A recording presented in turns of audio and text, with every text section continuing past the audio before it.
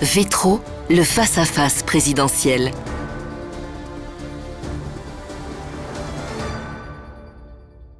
À toutes et à tous, bonsoir. Dans le cadre des élections communales de 2024, vous le savez désormais, OneFM et Nouvelliste se sont associés pour vous proposer en dernière ligne droite 4 débats pour autant de présidences. La semaine passée, c'était Ridé-Létron, mardi, c'était Crans-Montana, et puis ce soir, place à notre dernier rendez-vous avant ce fameux dimanche et son issue. Nous sommes donc ce soir avec à mes côtés Vincent Franière, rédacteur en chef du Nouvelliste à Vétro. Bonsoir Vincent. Bonsoir. Vétro, où le président sortant, Olivier Cotagnou de l'alternative vétrozène, 7e score du 13 octobre avec 528 voix, doit faire face à son challenger, le centriste Pierre-Michel Vénetz, actuellement président du Conseil général. Le plus gros score le 13 octobre avec 880 voix. Olivier Cotagnou, Pierre-Michel Vénetz, bonsoir. Bonsoir. Bonsoir. 3 quarts d'heure ensemble, qui sont découpés en 3 parties. La première, un peu incontournable, un débriefing politique, chiffré de la situation qui nous amène à ce duel. La seconde, l'intitulé est un peu complexe, mais on la résume en disant les joies, les plaisirs, les déplaisirs, des liens à Vétro entre le législatif et l'exécutif. Et puis enfin, nous aborderons l'avenir de Vétro tel que les 2 candidats l'envisagent, tout ceci qui sera ponctué d'ailleurs de plusieurs séries de questions plus ciblées, la politique d'abord.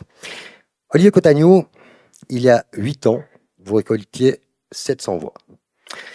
Il y a 4 ans, 970. Cette année, 528. On a envie de dire seulement. Qu'est-ce qui s'est passé? Qui vous a lâché? Alors, je n'ai pas la mémoire des chiffres comme CC. Hein. Non, là, les gars, c'est clair, là. Non, c'est clair, en effet. Je pense, après coup, il faut analyser, c'est vrai. Je pense que notre mouvement politique, parce que nous ne sommes pas un parti, nous sommes un mouvement, donc on n'était pas très organisé, et puis on était trop confiant sur notre bilan. On était trop confiant sur par exemple, sur mon impact comme président dans la commune, sur les projets qu'on a pu réaliser, sur le travail aussi de mon collègue Dominique Custer de l'Alternative, qui était pendant 4 ans au conseil municipal. Donc, et puis moi j'entendais des échos de l'extérieur, ah oui, à Vétro ça bouge. Alors ça c'était souvent une des qualités qu'on recevait, ou bien des remarques, ah à Vétro ça bouge, vraiment j'aimerais bien habiter Vétro, c'est dynamique. Bon. Alors en effet, on s'est un peu endormi sur nos lauriers, puis on a peu fait campagne. On a fait un tout ménage, une affiche, et puis c'est tout. Alors en effet, c'est pas beaucoup. Et puis je pense aussi, personnellement, en tout cas, je me suis trompé sur l'impact de la campagne du centre. Eux, depuis 4 ans, ils ont fait une stratégie qui changeait depuis les dernières législatures, une stratégie beaucoup plus agressive, basée sur les critiques et l'attaque du travail du conseil municipal, du président. Chaque tout ménage, c'était une attaque en règle sur notre travail. Et moi, je me disais, mais on ne va pas répondre, parce que si on répond, on se justifie. Et puis, je vois malheureusement que ça a payé. Ils ont fait la bonne stratégie. Je pense que les stratèges du centre méritent le prix Nobel de la stratégie parce qu'ils ont passé de 34% à 43% avec cette stratégie d'attaque et très agressive. On y viendra sur cette stratégie. Le résultat, c'était dans les urnes, 528 voix, on l'a dit. C'est surtout 352 de moins que votre adversaire Pierre-Michel Vénetz. Ça semble quand même assez difficile à rattraper. Vous avez une arme secrète pour ce dimanche? Moi, j'adore les causes perdues, vous savez ça. Vous êtes une cause perdue. Je suis peut-être une cause perdue, ce sera les citoyens de Vétro qui vont décider. Je ne me bats pas pour moi, hein. J'ai fait mon bilan, pendant 8 ans, je me suis engagé, j'ai réalisé beaucoup de choses. Donc, il n'y a pas de remise en question de votre bilan. Là, vous dites c'est grâce au PDC qui vous a critiqué, puis au fait que vous n'avez pas fait campagne, puis que vous étiez trop confiant. Il n'y a pas de remise en question d'Olivier Cotagnou. Sur la question de mon bilan, sur la question du bilan personnel, quand je vois les attaques et les critiques de mes adversaires, on me reproche quoi? D'être à la fois trop autoritaire. Si on dégomme un président... Dictateur, plutôt. Parce qu'il est non dictateur, je ne pense pas. Trop autoritaire. Oui. Enfin, peut-être bien que dans un tout ménage du centre, peut-être qu'ils ont employé une fois... Non, ils ont dictature point d'interrogation. Donc, ils n'ont pas de critique sur mon bilan ou sur une casserole que j'aurai. Rien du tout. On pourra demander au candidat Vénetz qu'est-ce qu'il a à me reprocher en tant que président. On va le lui demander. Donc, franchement, non, j'ai la peine à l'expliquer. C'est pour ça que j'étais très confiant, trop confiant. Ça tombe bien, ce soir on pourra l'entendre, parce qu'il va pouvoir justement l'expliquer, probablement, en tout cas en partie, mais il y a une question qui se pose quand même, parce que on l'a dit, il y a un gros retard. Vous avez fait quoi? Vous avez vraiment envoyé 2000 lettres entre les deux tours? En effet, entre les deux tours, suite à la défaite du premier tour, on s'est remis en question, on a fait une séance de notre mouvement, et puis entre autres mon équipe de campagne qui sont là dans les rangs, donc mes filles et une copine, on se sont bougés parce qu'on a l'avantage de ne pas être un parti, ça veut dire on n'a pas de comité ou des gens qui nous disent vous faites ça, faire ça, on est un mouvement et on n'a pas de membres, on n'a pas de comité, on n'a pas un fans club et on doit tout faire nous-mêmes. Donc, Mais 2000 adresses à Vétro, c'est plus facile à trouver quand on est président de commune? Non, les listes électorales sont publiées au parti, il n'y a pas de souci ça. Non, il n'y a pas de délit d'initié sur les adressages. Tous les partis ont demandé les adresses, mais c'est vrai que j'ai envoyé 2200 lettres que j'ai signées personnellement pour un peu réveiller les consciences des abstentionnistes. C'est eux que je voulais vraiment motiver à voter, à s'exprimer, parce que je suis d'accord de perdre avec s'il y a 70% de votants, puis que la majorité dit non, on veut pas, on veut du changement. Là, j'accepte le verdict. S'ils ne sont pas venus au premier tour, pourquoi ils viendront au deuxième? Parce que j'espère les avoir motivés à venir sur l'importance de l'enjeu. C'est un choix vraiment, la présidence d'une commune, c'est pas anodin. Alors la démarche, c'est pas du tout la même que pour vous, Pierre-Michel Vénetz. Vous arrivez au sort du 13 octobre, on a presque envie de dire, dans un fauteuil de sénateur, avec le meilleur score, 880 voix quand même. Votre parti, combien de lettres envoyées au premier tour? 2. Peut-être bien. Non, moi je pense que j'ai envoyé de lettres. J'ai envoyé une centaine de lettres personnelles. Et au deuxième tour? Alors, je me suis joint au Conseil général, au candidat au Conseil général. Je pense qu'on a aussi travaillé dans cette gamme de 2000, donc. 2000 aussi, oui. D'accord. Ouais, n'empêche que vous avez 4000 lettres envoyées à Vétro, la Poste est Ça fait contente. pas mal. Voilà, ça peut pas marcher la poste. Voilà, La Poste est contente. de bons vieux souvenirs. Sorte de tri, là, ça a trié. Le président qui a À changé gauche, à de droite. métier, quand même. On l'a dit, votre parti, au passage, il prend quand même l'un des 2 sièges supplémentaires de l'exécutif communal, que vous allez rejoindre du coup au 1er janvier, et vous allez partir directement à l'assaut de la présidence, dans un conseil qui manifestement aura au minimum 5 nouveaux. C'est gonflé. Non. Puisque finalement, un conseil, c'est un team qui a des talents. On aura la chance d'avoir 7 personnes qui ont des talents. Et puis ce team s'appuie aussi sur les collaborateurs de la municipalité.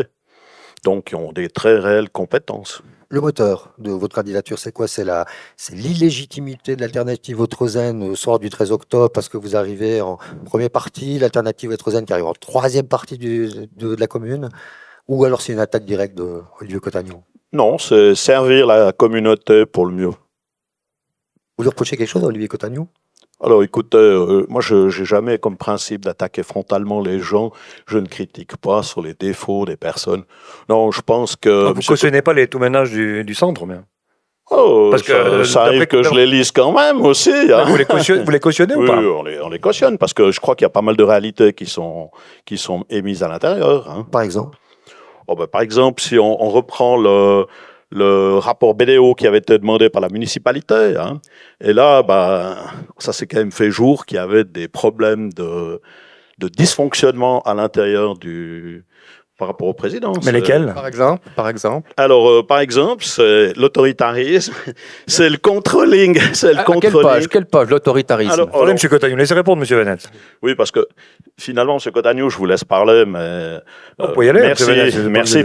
Non, écoutez, si tout un chacun peut prendre le rapport de BDO... Hein, mais ils n'auront pas le temps de le prendre. Mais écoutez, je le mets volontiers à disposition. Ouais, hein. mais il reste 2 jours. Là, Dans le point 2, ordre, contre-ordre, intervention sur le personnel de la municipalité. Et ça, c'est dans un système hiérarchisé.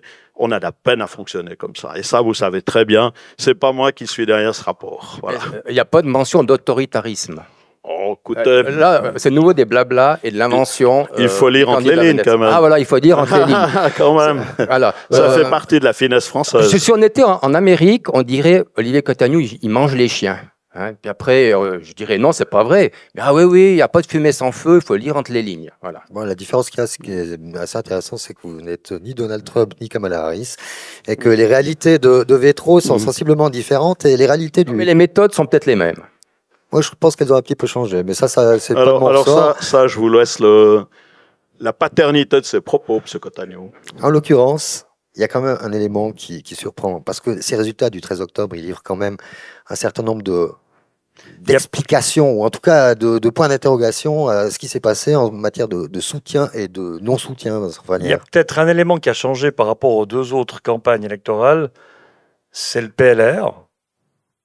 Pierre-Michel Vénetz, vous avez 63 voix du PLR, Olivier Catagnon 40, alors que jusqu'à maintenant, le PLR s'est toujours un peu abstenu pendant les campagnes, a toujours été plus ou moins pendant les campagnes de votre côté, Olivier Catagnon. Depuis le deuxième tour, on a vu ceux qui vont sur Facebook, on a vu M. Vénetz poser avec les deux conseillers communaux PLR, même si le PLR n'a pas donné de mot d'ordre, mais disant ces deux principaux élus sont pour M. Vénetz et plus pour M. Catagnon. Olivier Catagnon, est-ce que vous n'êtes pas trop ambitieux? Vous auriez dû faire 2 périodes, dire à M. Papillou d'aller à la présidence, vous le soutenez, le PLR reprend la présidence, puis le PDC a toujours pas de présidence de Vétro. Mais vous êtes tellement ambitieux que vous faites une 3e période parce que vous aimez tellement ça. Et puis à la fin, le PLR a dit, bon, mais si c'est comme ça, M. Catagnon, c'est fini. Je n'ai jamais eu l'ambition d'être président de commune.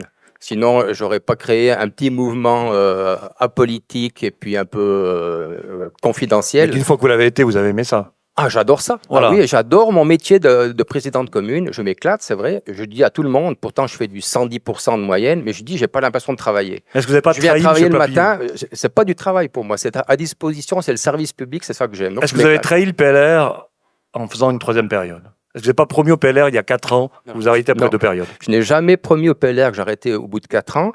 En 2016, quand je me suis présenté à la présidence, j'avais écrit au PLR en disant que si j'avais leur soutien, à la fin de mon mandat de président, mais je n'avais pas dit de 4 ans, de 8 ans ou de je ne sais combien, ben oui, je pourrais m'engager pour un radical humaniste. J'avais même dit un nom d'une personne, mais ça se fait rare, les radicaux humanistes au PLR à Vétro.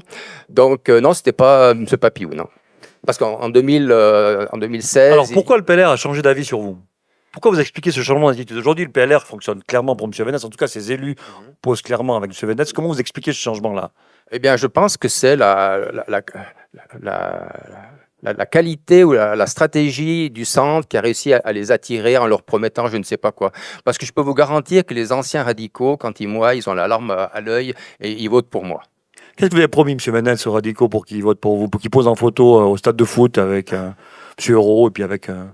Papillon? Mais c'est mon côté grand sportif au stade des Plantés, voyons. Vous devriez le savoir. Ça suffit, ça suffit. Ça suffit pour attirer le PLR. On peut rencontrer des PLR un peu partout dans notre village. Non, moi, je pense que peut-être que nos collègues du PLR ont pu, au fil des années où j'ai présidé le législatif vétrosin, ont pu voir quand même la bonne harmonie qui s'est installée. Et puis... Vous êtes PLR compatible? Non. Vétro est un grand pays de fanfare. Je dirais que je suis pas musicien, mais je cherche l'harmonie dans le groupe. Ah, ça c'était prévu à l'avance, cette petite phrase. Hein. Ah, écoutez, il faut toujours se réveiller plus vite que les autres pour avoir des idées. De votre côté à vous, il y a 2 choses dans l'élection qui sont peut-être un peu votre fil à la patte. L'élection du vice-juge, où on avait l'impression que ce serait été facile pour le PDC. Le PDC a été élu, le centre a été élu, pardon. Mais là, on a vu aussi que les PLR ont soutenu passablement l'autre candidat. Est-ce que ça vous fait peur pour ce deuxième tour où, à un moment donné, c'est un choix de personnes et puis au final, quand il faudra aller voter finalement pour 2 personnes, une partie de ce PLR-là, comme pour le vice-juge, votera finalement Catagnon et pas Vénetz? Moi, j'ai un petit-fils qui a 7 ans, il me dit toujours « même pas peur ». Même pas peur. Même pas peur. Même pas peur. Non, je pense qu'on a fait peut-être une petite erreur par rapport à notre vice-juge. Il avait une formation juridique plus que complète. Et dans le bulletin de vote, on a marqué, parce qu'il est aussi informaticien, il est retourné à d'autres amours. Et ben les gens, je pense que quand on doit choisir au niveau d'un juge ou d'un vice-juge, on attend une personne qui connaît bien la législation, surtout que vous connaissez bien toute la problématique actuelle. C'est plus que des chiens écrasés dans la commune ou des petits problèmes d'arbres moins bien plantés chez le voisin. C'est compliqué. Voilà, c'est compliqué. Alors notre candidat brillant, Monsieur Eugène Coppa, eh ben, on a peut-être oublié de le mettre un tout petit peu en avance. On a une grande machine électorale, vous l'avez dit, Monsieur Catagnon. Eh ben, je crois que là, la machine a un petit peu coincé. Sur le vice-juge. Voilà. L'autre chose qui a coincé chez vous au premier tour, c'est quand même que vous avez fait un siège en plus. Vous aviez 2, vous faites 3. vous passez de 5 à 7, donc c'est quelque part, il y a une logique, mais il n'y a plus de sortant. Donc l'élu sortant, quelque part, se retrouve non élu. Stéphane Papillou, il est dans la salle ce soir, mais je ne l'ai pas beaucoup vu en photo avec vous pendant les 2 tours, contrairement au PLR, là, ils sont tous en photo avec vous. Est-ce que vous n'allez pas payer cette chose-là entre les 2 tours, et puis le clan Papillou fâché, peut-être pas lui, mais le clan Papillou fâché, va se fâcher contre Venetz? Quelle très bonne question. Merci de l'avoir posée. Voilà. Non, alors écoutez, je crois que je suis un des premiers attristés par la non-élection de M. Stéphane Papillou. Vous êtes sûr? Ah, certain, parce Il y a une que... sacrée différence de voix entre... Oui, même dans votre parti, il y a pas mal de différences. Ouais, mais j'ai travaillé pendant 6 ans comme président du conseil général avec Stéphane, donc, qui était assis presque devant moi. J'ai énormément apprécié, c'est un ami personnel. Et je peux vous dire, j'étais très attristé par ça. Mais je rappelle quand même un élément essentiel de la démocratie, Vox Populi, Vox Dei. Et c'est comme ça. Vraiment. Et je ne pense pas que le clan Papillou, parce que j'aime pas qu'on parle de clan, c'est les citoyens de la commune qui finalement élisent. Après, bon, on a des sensibilités, on a des affections, on a des vécus ensemble, ou des passifs aussi des fois, et je crois pas qu'il faut attendre à des choses comme ça. C'est même pas très agréable de le dire. Ça tombe bien parce qu'on va effectivement en parler un petit peu. Avant d'aborder le deuxième volet, on propose un petit oui-non. Avec 6 questions assez précises. Vous devez répondre par oui ou non. Vous avez le droit de donner une petite hein. explication si nécessaire. Je m'adresse d'abord à vous, Olivier Cotagnou. Après vous avoir affronté, il y a 4 ans, la centriste Lydia Moix, qui est dans la salle d'ailleurs, s'est vue, elle, retirer une partie de son dicaster. Ça veut dire quoi? Olivier Cotagnou, est-ce que vous êtes rancunier? Oui, non. Alors, Oui, je suis rancunier, mais je pardonne facilement. Mais il faut s'excuser, d'après ce que j'ai lu. Exactement. Ah ouais, d'accord. Mais ça n'a rien à voir avec les dicastères de Mme Moix il y a 4 ans, parce que ce n'est pas le président qui décide les dicastères. Olivier Cotagnou est rancunier, Pierre-Michel Venetz. Vous attendiez pas des excuses de Lydia Moix? Non. D'accord. Non. Est-ce qu'Olivier Cotagnou est rancunier, Pierre-Michel Venetz? Il a la mémoire longue. Est-ce qu'il est rancunier? Oui, non. Oui.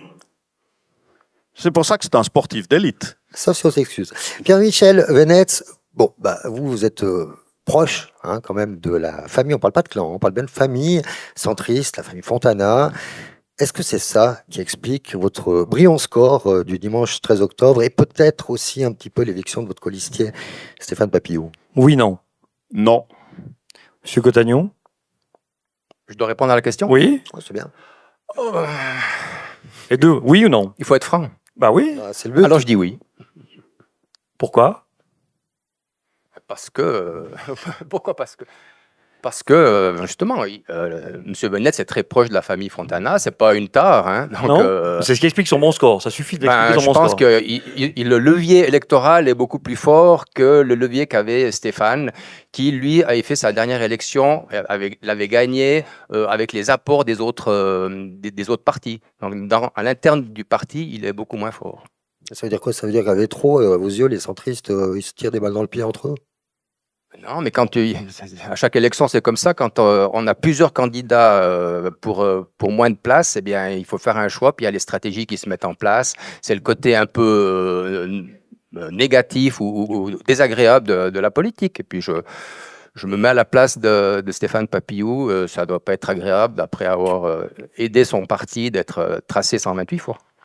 On finit avec les familles, après on passe à autre chose. Il y a la personne la plus connue de Vétro, c'est peut-être Frédéric Favre.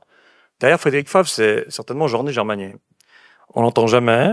Est-ce que Jean-René Germanier est le Fontana de Olivier Cotagnou? Ah non, alors pas du tout. Non? Pas du tout. Il ne vous soutient pas, Jean-René Germanier? Il me soutient, mais pas officiellement. Ça veut dire il veut pas. Il pose pas sur Facebook, mais il soutient quand même. Il me soutient, mais il fait pas campagne pour moi. Depuis qu'il a été, nommé à Berne, c'était en 2003, il s'était engagé à ne plus faire de la politique sur la commune et il tient parole, donc il est très très discret quand il y a des élections. Le projet des nouvelles installations du stade de foot n'avance pas depuis longtemps parce que le président du foot est un centriste, candidat malheureux aux dernières élections. Oui, non. Non. Moi, je pense que oui. C'est parce que le président du foot est centriste que les installations n'avancent pas. Oui, j'ai assisté donc depuis pas mal d'années à le serpent de mer de la buvette du football, enfin de ce bâtiment qui est destiné à épauler les sociétés sportives, parce qu'on parle du football, mais il y a aussi l'athlétisme, qui est un très grand club, qui est aussi là-bas. Et puis c'est vrai que ça a été remis, c'est reprolongé. Mais qui le bloque? Je pense quand même qu'au niveau de la municipalité, il y a eu un manque d'énergie, parce que notre chef de groupe centriste, M. Florent Favre, a attiré je ne sais pas combien de fois l'attention. On a déposé des photos, on a montré des photos. Je les ai à votre disposition si vous voulez voir l'état de la cantine. Je connais bien l'état de la cantine. Je dirais volontiers le pourquoi du nom, qui n'a rien à voir avec le parti ou avec son président. C'est en effet un serpent de mer qui dure depuis trop longtemps. Et puis, il a commencé il y a 6 ans. Il y a 6 ans déjà qu'on a parlé de la cantine. Et je vous rappelle, il y a 6 ans, qui était en majorité au Conseil, il y avait 3 démocrates chrétiens sur 5. Donc, c'est pas parce que c'était pas le bon parti. Si le Parti démocrate chrétien, il y a 6 ans, avait voulu faire une cantine neuve à 2 millions, il l'aurait fait. Mais pourquoi alors c'est un serpent de mer? C'est pas difficile de faire une cantine neuve au milieu de 2 terrains quand même. Oui, alors on a eu plusieurs projets. Après, c'était trop cher. Le Conseil général nous avait refusé un budget. Après, il nous avait remis 300 000 francs. Donc, c'est vrai que je reconnais que ça n'a pas été bien géré. Et il faut maintenant qu'on se décide combien on met. Est-ce qu'on met 1 million, 1,5 million pour une cantine pour boire des verres? Est-ce qu'on met plutôt ça pour faire une installation sportive? C'est des questions de fond, mais c'est vrai que le Conseil municipal a un peu tourné en rond, et je le reconnais. Est-ce que la cantine du terrain de foot devient une priorité d'une législature à venir?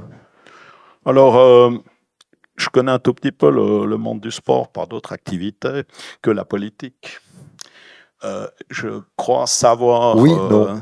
Oui, parce qu'on a plus de 550 footballeurs et puis 250 athlètes, ce qui fait environ 800 sportifs sur le stade des Plantés. Dans un tout autre registre, dans les faits de campagne de ces derniers temps, une vidéo détournée de Hitler par Daniel Rowe au sujet de Olivier Cotagnou, c'est inadmissible ou pas? Oui, non. Oui, c'est inadmissible. Alors, c'est inadmissible, mais M. Venetz avait reçu cette vidéo de Daniel Rowe et il avait plutôt rigolé en la recevant. Donc, il dit que c'est inadmissible, mais quand je l'en avais parlé, il ne savait pas qui c'était, soi-disant, mais il avait reçu le jour même la vidéo et il avait bien rigolé. Alors, dans un premier temps, oui, parce que c'était une soirée. Mais M. Cotagnou, vous savez très bien que ça a été fait plutôt pour... rigoler, et que j'avais annoncé quand même à un des hauts producteurs de cette vidéo que je partageais pas. Les gens qui me connaissent savent que j'ai dans ma famille un certain passé contre le nazisme, donc je cautionne pas. Par contre, je rappelle quand même que c'est pas mon affaire ou celle de qui que ce soit, c'est une affaire qui vous oppose à un autre citoyen de Vétro. Donc, il ne m'appartient pas de porter des jugements. Je crois que du reste, l'affaire n'a toujours pas été jugée. 21 novembre, sauf erreur. Pardon ? 21 novembre, je crois que vous avez rendu au tribunal. La Maison de la Santé est issue d'un postulat du centre au Conseil général, alors qu'Olivier Cotagnou affirme durant ce deuxième tour que c'est son projet. Le président a tort? Oui, non. Le président a tort. Le président a tort? Non, le président a raison. La Maison de la Santé... Elle est issue d'un postulat du centre. Oui, mais au mois d'octobre. Et moi, j'étais en négociation avec les médecins déjà en février précédent. Donc, ça fait 1 année avant que je cogitais sur... On a émis déjà 2 ans avant dans notre programme de législature, dans notre programme politique de l'alternative. Et puis, au printemps de l'année du postulat, déposé en octobre, j'ai réuni tous les généralistes de Vétro dans la salle du conseil communal pour savoir leurs intentions et leur proposer la création d'un cabinet de groupe, quelque chose dans ce sens-là. C'était l'avenir. Donc, le centre est arrivé trop tard. Le centre est arrivé, en effet, trop tard. C'est la réponse du conseil municipal. À la réponse du postulat, le conseil municipal a dit c'est une bonne idée, mais c'est trop tard, c'est déjà en route. Pourquoi Olivier Cotagnou a tort? Parce que le postulat a été déposé par M. Falco, qui avait pris contact avec des médecins de Comté dans ses réseaux privés. Donc, je crois que si vous voulez plus d'informations, il faut lui poser la question. Mais le centre a d'entrée pris un peu le le lead aussi là-dessus. Donc, j'enlève rien au travail de M. Cotagnou qui, après, a facilité des contacts, ça c'est clair. Mais c'est finalement le rôle d'un président d'être à la disposition de projets créateurs pour notre municipalité. Donc c'est un peu grâce à tout le monde, quoi. Pardon? C'est un peu grâce à tout le monde, au Oui, final. mais quand même, le postulat avait force il a été voté. Donc, je vous rappelle quand même qu'un législatif municipal est quand même un parlement. Et Avétro, il est bien connu que le Conseil général fonctionne comme un vrai parlement. Phrase dixit d'ancien président du Conseil général. C'est pas une question jurispreuse. Dernière question, M. Winon. Aujourd'hui, le président de Vétro touche 120 000 francs à 80%. Il faut baisser ce taux de travail et ce salaire. Oui, non. Oui. Ah, si vous êtes élu, vous allez toucher quoi, 80 000 alors? Écoutez, la livre de pain reste à 3,50 francs, hein, quel que soit le montant qu'on touche. Non, moi, je pense qu'il faut rester quand même un peu les pieds sur terre. C'est-à-dire, c'est quoi pour vous le pourcentage idéal et le salaire idéal? Moi, je suis un petit peu le rapport de BDO qui proposait quand même un 50%, 50-60%, et puis également... à combien alors? Alors, je n'ai pas non plus la mémoire des chiffres, parce que j'ai l'avantage, comme M. Cotagnou, d'être né en 57, comme CC. Alors, je crois qu'un 50% à 80 000. Non, je crois que c'est moins quand même. Ça doit être dans les 70 ou 65 000. Donc, c'est l'engagement que vous prenez. Si vous êtes élu dimanche, vous allez travailler à 50% pour 70 000 francs par année. Ben, écoutez, une fois de plus, il n'y a pas eu d'augmentation dans les bouteilles de fendant, donc je peux y aller. Vous ferez ça? Oui, je peux le faire.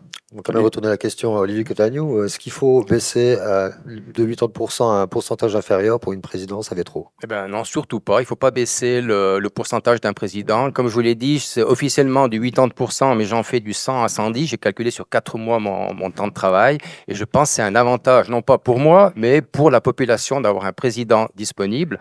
Quand j'ai commencé ma fonction de président en 2017, les présidents précédents avaient un métier à plein temps à côté. Et puis, ils venaient le soir signer les courriers. Ils étaient là un jour par semaine. Et les collaborateurs me disaient... On est content que tu es là du matin au soir parce que tu es disponible, on peut poser des questions, on a un répondant en face. Donc, que ce soit pour les contrôler comme ça. Peut-être que je peux plus contrôler, mais enfin, c'est aussi des remerciements des collaboratrices et des collaborateurs. Et pour la population, en effet, quelqu'un qui veut me voir, eh bien, je suis disponible toute la journée. Tous les jours, il y a des gens qui me demandent un service, signer une attestation, etc., me voir pour un projet, pour un problème. Je suis disponible. Et 120 000 francs pour un 80%, c'est pas trop cher?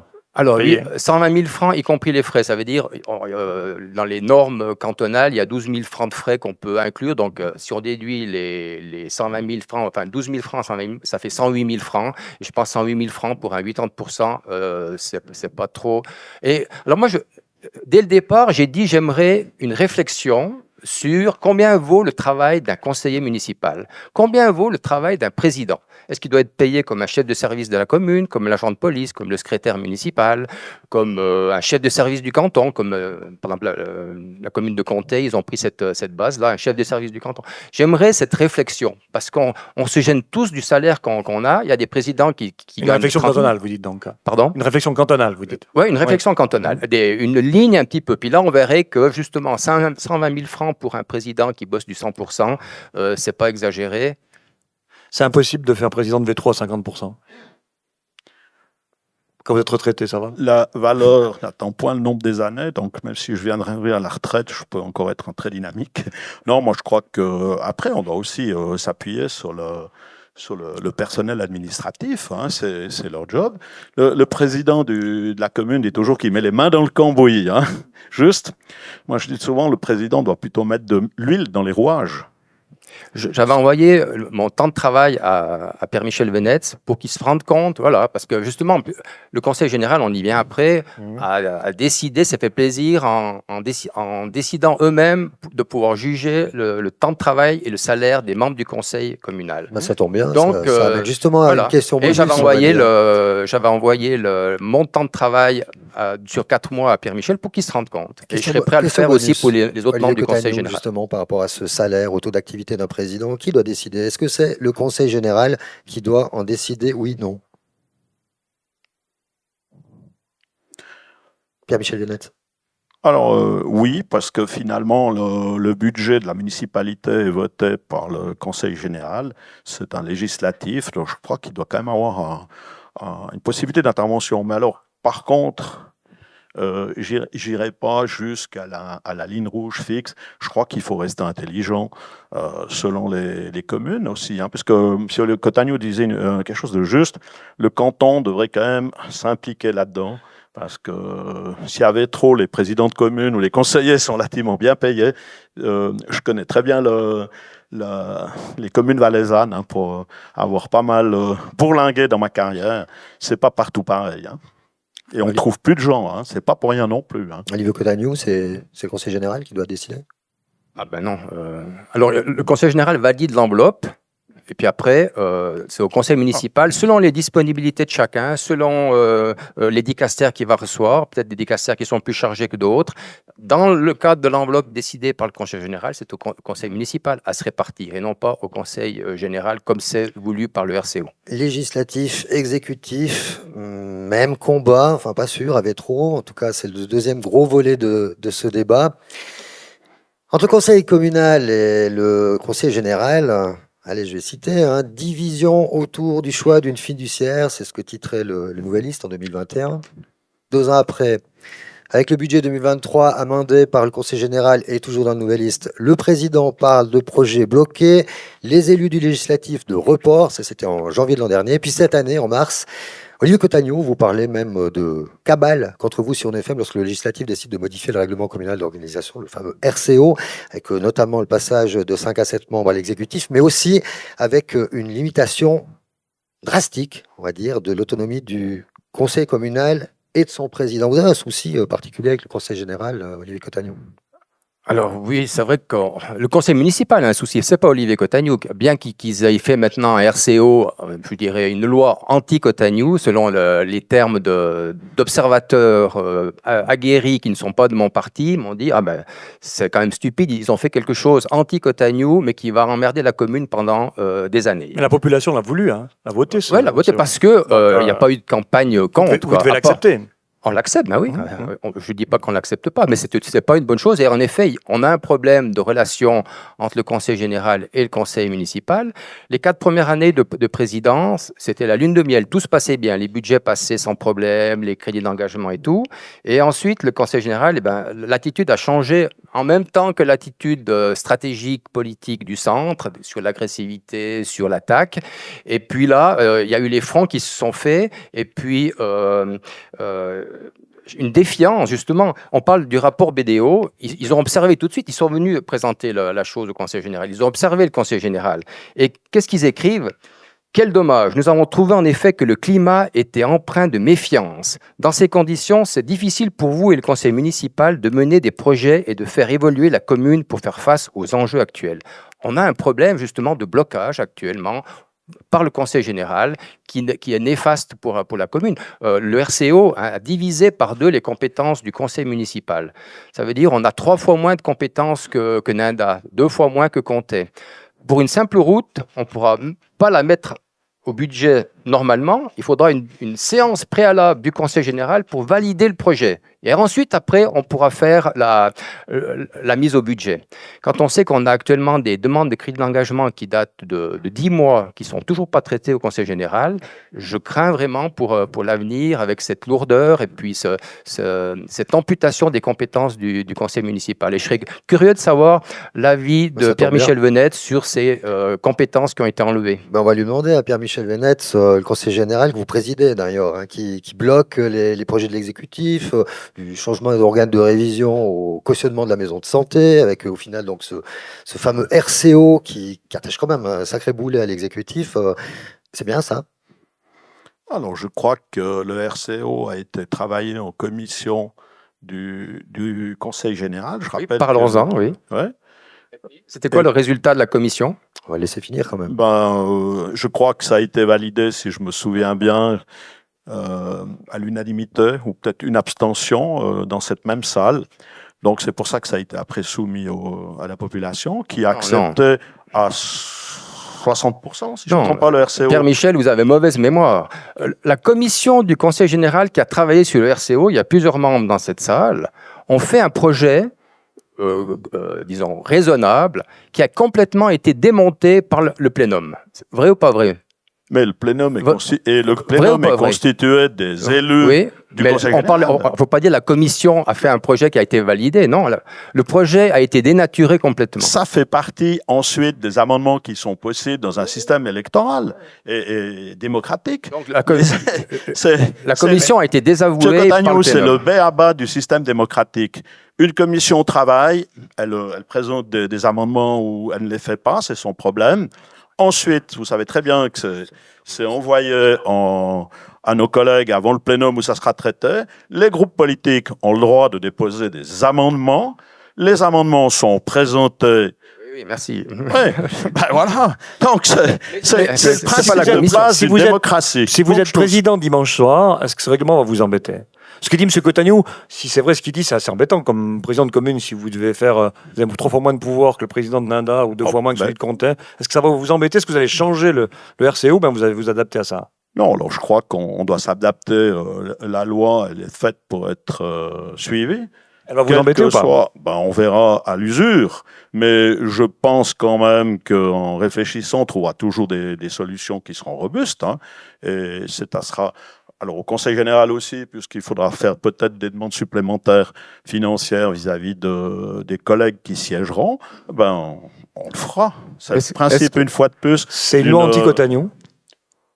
Non, je pense pas. Je pense simplement que les législatifs à travers le canton, parce que vous savez que nous avons une association des présidents de conseils généraux et on communique beaucoup entre nous.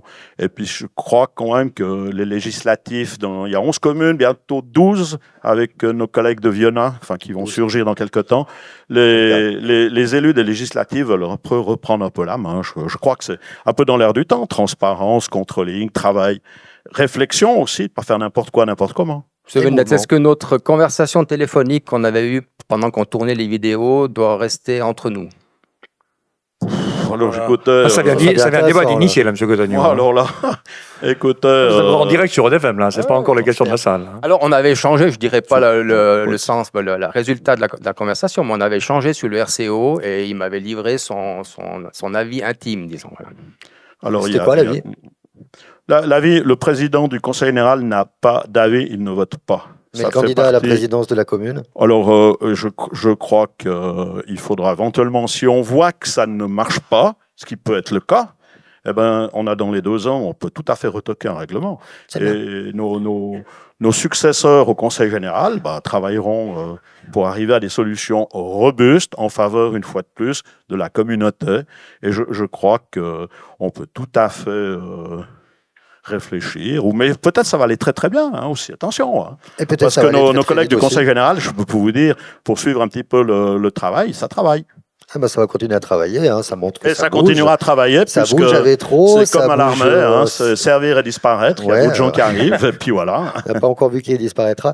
Ça bouge à Vétro, ça grandit, ça se développe, avec ou sans limite, Olivier Cotagnou? Sans limite. Sans limite, Vétro. Non. Alors c'est bien parce que quand on arrive sur Vétro, on est tout de suite prévenu. Circulation difficile, ça on sait déjà. C'est assez long. C'est pas lié. Hein. C'est pas forcément lié, c'est vrai.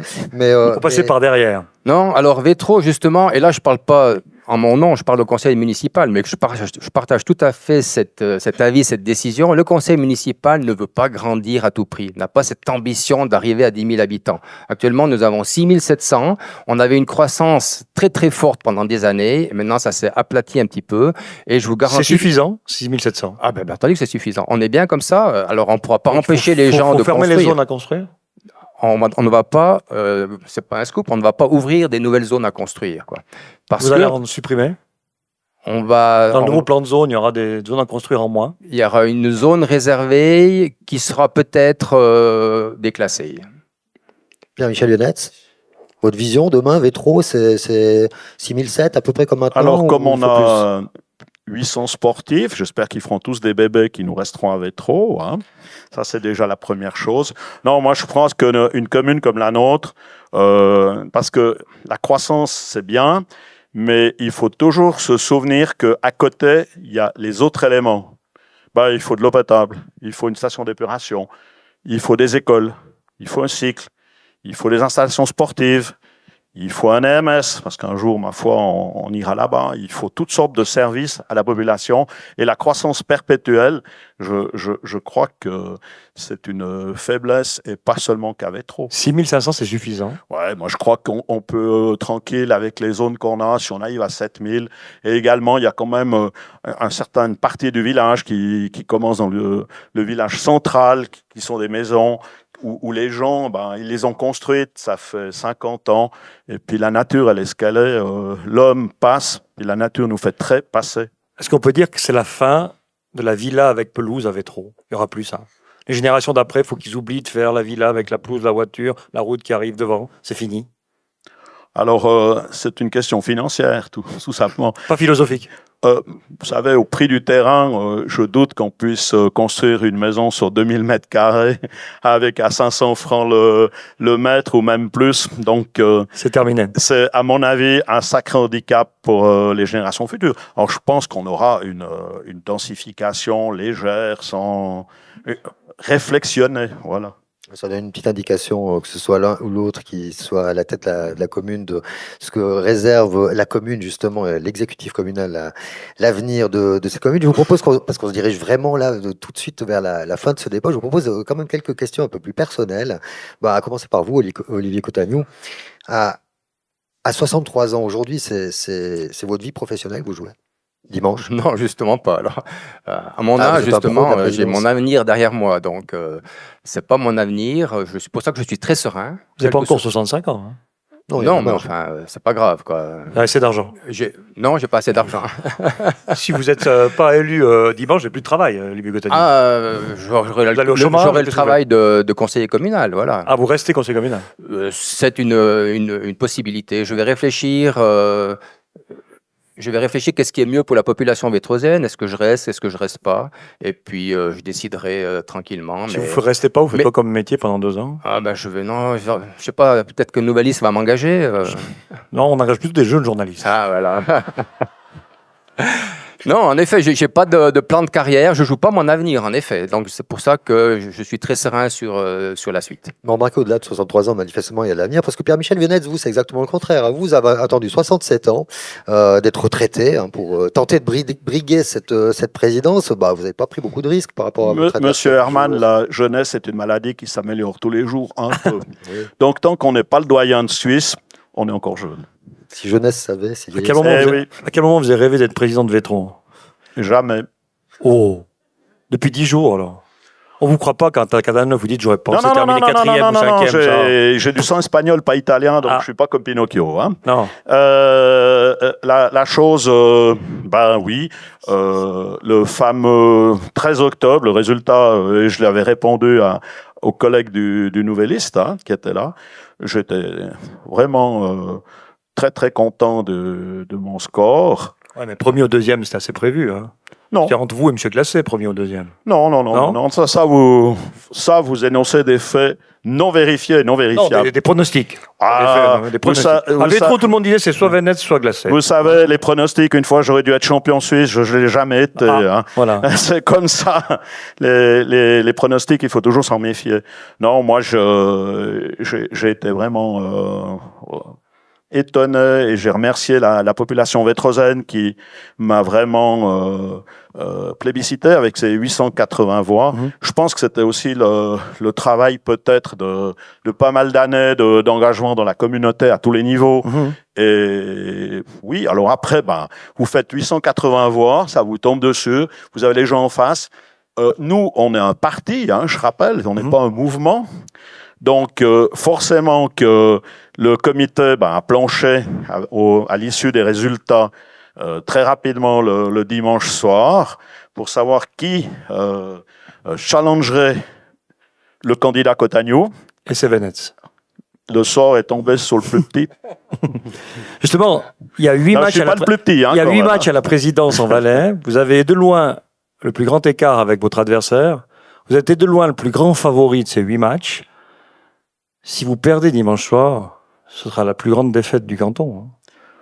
Vous êtes tendu, hein? Mais c'est fait.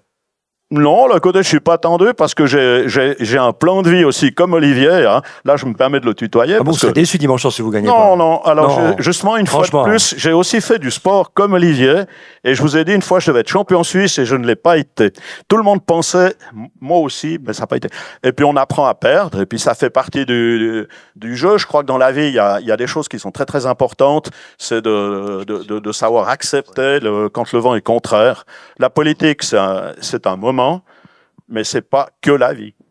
Olivier Cotagnou, si vous êtes élu président, 2 élus sur 7 vous avez. La dernière fois, vous aviez quand même 2 sur 5 avec le PLR qui... Un peu comme ça, là. Plus facile. Hein, là, vous êtes 2 sur 7. Les 2 PLR votent Venetz, donc pour Venetz. Heureusement qu'il y a eu ce débat pour vous serrer la main de M. Venetz, sinon vous auriez un conseil municipal où vous avez une tension. Autant arrêter dimanche, mais ça va être compliqué les 4 prochaines années d'Olivier Cotagnou. J'ai pas peur. Pour arriver à 65 ans. Je vous rappelle que ma première législature de président, j'étais seul de mon groupe sur 5 et je me retrouvais, une fois que justement que le PLR, j'étais 1 contre 4. Donc pendant 4 ans, j'ai travaillé 1 contre 4. Mais j'ai quand même fait mon job de président. J'ai quand même mené le conseil municipal à faire des projets. Et puis, c'était pas la guerre vous êtes prêt civile. à travailler à 2 contre 5. Mais tout à fait, oui, ça n'a aucun problème. Même situation, donc vous êtes aujourd'hui de nouveau avec votre alternative Etrozène, seul contre tous. On peut dire ça comme ça, voilà, oui. Seul contre tous. C'est ce qu'on mais avec le entendra jusqu'à peuple, peut-être. dimanche. Et avec peut-être le peuple. Olivier Cotagnou, Pierre-Michel Venetz, merci d'avoir participé à ce débat. Merci, Vincent Franière, de ce dernier duo, en principe, normalement, de ce communal de Jusqu'à dimanche, en tout cas. Jusqu'à dimanche, en tout cas. Merci à Damien Monet, qui s'est chargé de la technique, de l'image, à Valentin de Sonoval pour le son, à Alan qui est en régie dans nos studios de Rosen FM. Et puis quant à moi, je vous donne quand même rendez-vous à dimanche parce que c'est quand même un jour un peu particulier. Ce sera sur nos ondes, notamment avec une journée spéciale élection qui concernera évidemment pour le Valais roman les 8 présidences, les 14 vice-présidences, ainsi que les élections à 12 conseillers généraux. Résultat évidemment au fur et à mesure de l'arrivée des réactions par rapport aux résultats qui arriveront. Ce sera à peu près à compter de midi. Si on a un peu de bol, on aura même déjà quelques résultats. À toutes et à tous, une excellente soirée. Et effectivement, je ne donnerai pas la parole au candidat Venetz pour boucler ce moment, mais je vous souhaite quand même une excellente soirée. Et pour ceux qui n'ont pas encore fait, allez voter.